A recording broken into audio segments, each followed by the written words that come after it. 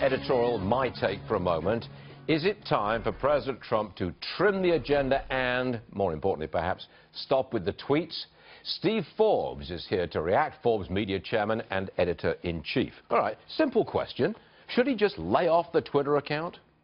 He should lay on the Twitter account for things like tax reform and getting a health care bill through Congress. The two big things he's got to get done are those two things, starting with taxes. If you don't get that done, the economy ain't going to... I agree with you entirely. Good. Would it not help if he just stopped the Twitter account for everything? Then he wouldn't distract, then he wouldn't change the subject at the last minute, no? He's not going to stop the Twitter. That's not going to happen. Well, the question is, well, look, if Congress your priority, if either. Steve Forbes' priority and mine is getting a tax cut and getting America moving, surely we would do anything and everything towards that goal. And that would include, Mr. President, I mean, come on, lay off the Twitter account. You not say it?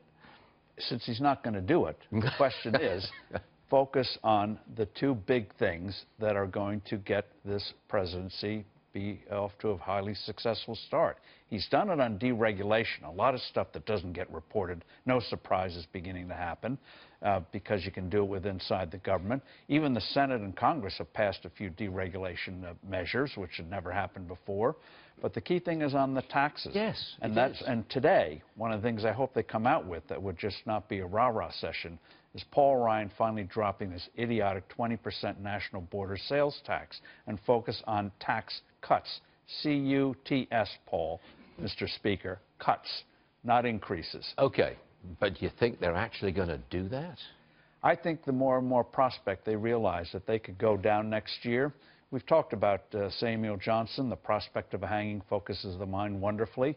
I think you're going to see that at work here. They're all going to realize, especially on the House side, they've got 20 to 30 vulnerable seats, very vulnerable seats.